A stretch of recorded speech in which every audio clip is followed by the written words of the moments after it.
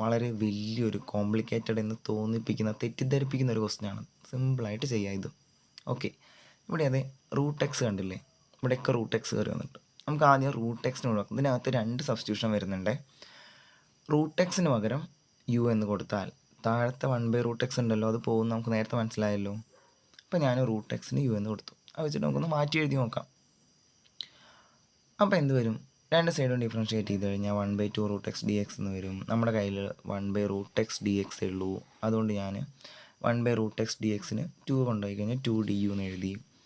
Okay, ഈ circle ചെയ്തതിന് ഞാൻ 2du എന്ന് കൊടുത്തു. റൂട്ട് എക്സിന് പകരമൊക്കെ സബ്സ്റ്റിറ്റ്യൂട്ട് ചെയ്യുക. അപ്പോൾ എന്ത് വരും? tan⁴u sec²u into 2du.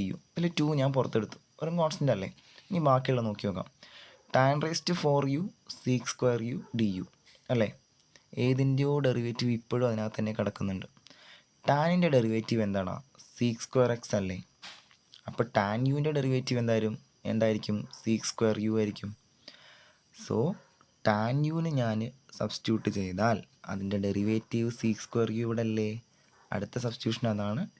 Puttu tan u = t. tan യുവിന് ഞാൻ t എന്ന് കൊടുത്തു.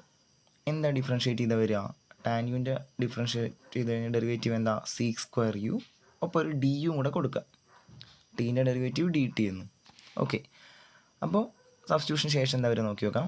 sec²u duവിന് മൊത്തത്തിൽ എനിക്ക് എന്ത് കൊടുക്കാം? dt എന്ന് കൊടുക്കാം.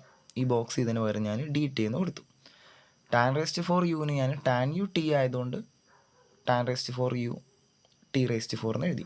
ഇത് x⁴n എന്നുള്ള ഫോമാറ്റ് അല്ലേ.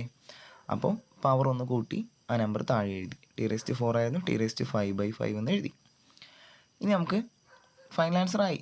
ടിക്ക് പകരം എന്ത് കൊടുക്കാം? ടി ഒന്നും നമ്മുടെ ഫസ്റ്റത്തെ ക്വസ്റ്റ്യനിൽ ഇല്ലല്ലോ അല്ലേ. അപ്പോൾ ടിക്ക് പകരം എന്ത് കൊടുക്കാം? tan u എന്ന് കൊടുക്കാം. അപ്പോൾ 2 × tan⁵u/5 പ്ലസ് സി. ഇനി നോക്കുക, യു നമ്മുടെ ക്വസ്റ്റ്യനിൽ ഉണ്ടായിരുന്നോ? ഇല്ല, അത് നമ്മൾ കൊണ്ടുവന്നാൽ. അപ്പോൾ യുവിന് സബ്സ്റ്റിറ്റ്യൂഷൻ കൊടുക്കുക. യു എന്തായിരുന്നു? റൂട്ട് എക്സ് ആയിരുന്നു. അപ്പോൾ 2/5 × tan⁵√x പ്ലസ് സി. ഇതാണ് ഫൈനൽ ആൻസർ. അത്യാവശ്യം നല്ല ക്വസ്റ്റ്യനാണ്. 2 സ്റ്റെപ്പിൽ സബ്സ്റ്റിറ്റ്യൂഷൻ വരുന്നുണ്ട്. ഓക്കെ, ചെയ്ത് നോക്കുക. അടുത്ത വീഡിയോയിൽ നമുക്ക് tan x-ൻ്റെ ഇൻ്റഗ്രൽ നമ്മൾ ഇതുവരെ പറഞ്ഞിട്ടില്ല, cot x-ൻ്റെ ഇൻ്റഗ്രൽ പറഞ്ഞിട്ടില്ല. അതിൻ്റെയൊക്കെ ഡെറിവേറ്റീവ് അറിയുള്ളൂ അല്ലേ. അതുപോലെ തന്നെ ട്രിഗണോമെട്രി ഫങ്ഷൻസ് ആയിട്ടുള്ള sec x-ൻ്റെയും cosec x-ൻ്റെയും ഇൻ്റഗ്രൽ എന്താ വരിക എന്നുള്ളത് സബ്സ്റ്റിറ്റ്യൂഷൻ മെത്തേഡിലൂടെ ചെയ്ത് നോക്കാം.